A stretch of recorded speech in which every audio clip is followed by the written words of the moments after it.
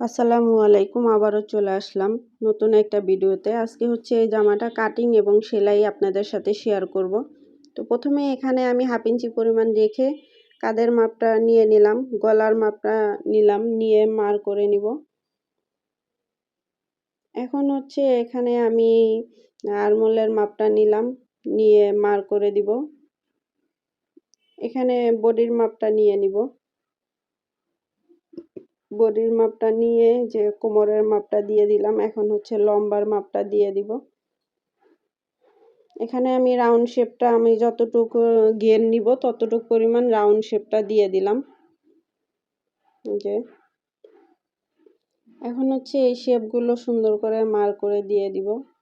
গলার শেপটাও দিয়ে দিলাম। এখন হচ্ছে আমি মার্ক অনুযায়ী কেটে নিব। এখানে 1/2 ইঞ্চি পরিমাণ ডাউন করে আমি কেটে নিয়েছি।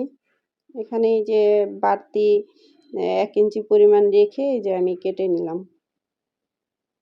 এখন এই মার্ক অনুযায়ী রাউন্ড শেপটা কেটে নিব। তো পিছনের পাটটা আমার কাটিং করা হয়ে গেছে। এখন হচ্ছে এখানে আমি এটা সমান করে ভাঁজ করে নিলাম, কারণ হচ্ছে এই পাটে সামনের পাটে কুচি আছে, প্লেট কুচি হবে এখানে।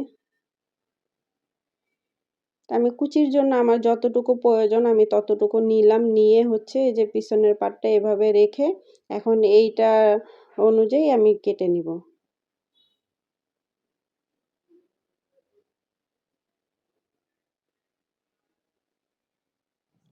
যে এখন কেটে নিলাম।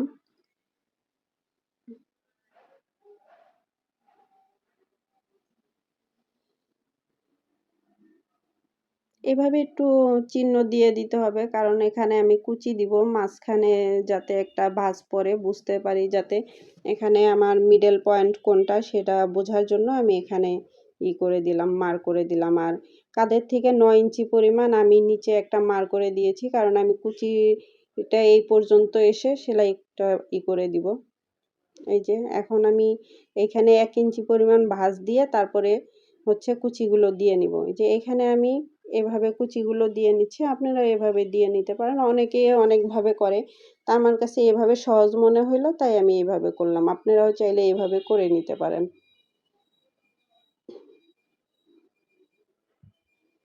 এই তো হয়ে গেছে। এখানে আমি এই সাইডে 3টা কুচি দিয়ে দিয়েছি। অপর সাইডটাও আমি সেম ভাবে দিয়ে দিব। এই যে এখানে 1 ফিট পর্যন্ত রেখে সেলাইটা দিয়ে দিতে হবে। তারপর পরবর্তী কুচিটাও আমি সেম ভাবে ভাঁজ করে তারপরে 1 ফিট পরিমাণ কুচিটা রেখে সেলাই করে দিলাম। এখন আরেকটা কুচি আছে সেটাও আমি এভাবে দিয়ে দিব। তো হয়ে গেছে কুচিগুলো আমার দেয়া। উপরে একটু সেলাই দিয়ে আটকায় দিলাম যাতে কুচিগুলা আঁকা বাঁকা হয়ে না যায়। এই যে আমার কুচি দেয়া কমপ্লিট।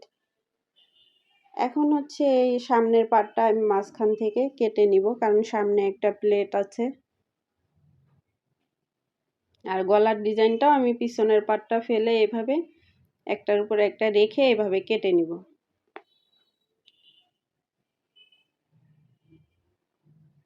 এই যে হয়ে গেছে আমার কাটিং করা। এখন এই যে মাঝখান থেকে কেটে নিব আমি। মাঝখান থেকে কেটে নিলাম। এখন হচ্ছে আমি যে প্লেটের কাপড়টা আমি এখান থেকে 2.5 ইঞ্চি পরিমাণ কেটে নিয়েছি। এখানে 2টা আছে, আমি ভাঁজ দিয়ে কেটে নিলাম। এই যে এখানে 2টা প্লেটের কুচি।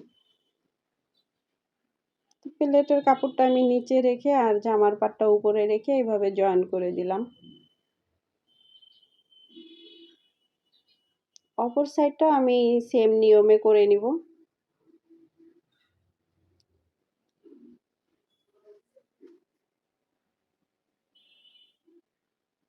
জয়েন করা আমার হয়ে গেছে। এখন হচ্ছে এই যে আমি প্রথমে একটা ভাঁজ দিলাম, তারপর আরেকটা ভাঁজ দিয়ে সেলাইটা জয়েন্টের যে সেলাইটা সেটা ঢেকে তারপর হচ্ছে প্লেটটা আমি সেলাই করে নিলাম। অন্য সাইডটাও আমি একইভাবে করে নিব।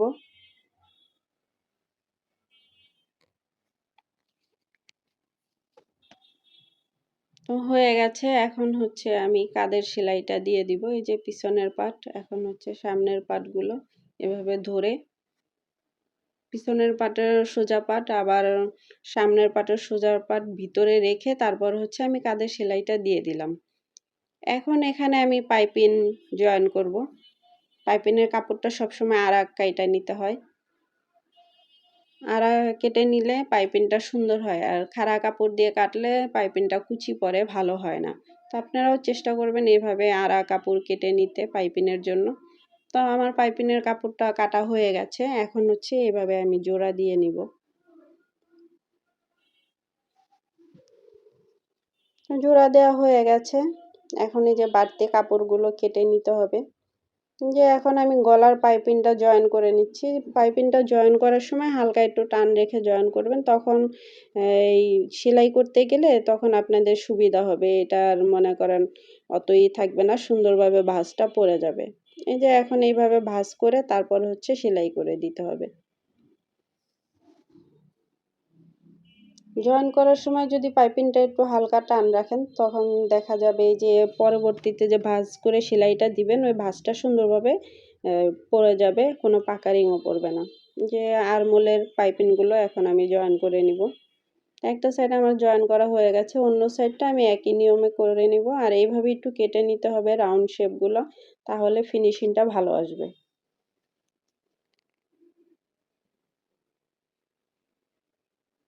এই সাইডেরটাও আমি সেম নিয়মে করে নিব, আপনারা এভাবে করে নেবেন। এই সাইডটা আমি এই যে একটু কেটে দিলাম। এখন হচ্ছে এই যে প্রথমে একটা ভাঁজ দিলাম, তারপর আরেকটা ভাঁজ দিয়ে আমি এই যে পাইপিংটা সেলাই করে দিব।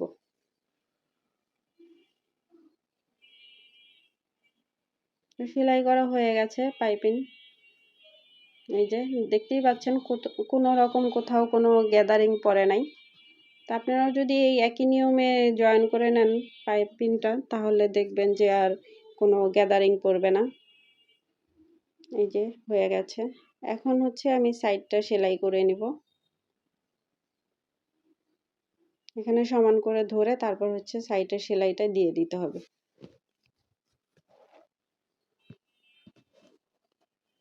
সাইডে অবশ্যই ডাবল সেলাই দিয়ে দিবেন। এখন অন্য সাইডটা জয়েন করে নিব।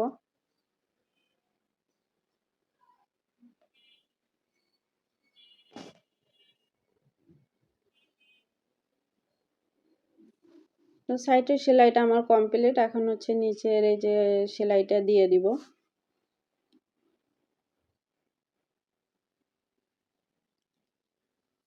তো জামাটা আমার কমপ্লিট হয়ে গেছে। তো আজকের ভিডিওটা আপনারা কে কোথা থেকে দেখছেন অবশ্যই কমেন্টস করে জানাবেন। আর সবাই ভালো থাকবেন, সুস্থ থাকবেন। আজকের মতো ভিডিওটা এখানেই শেষ। আল্লাহ হাফেজ।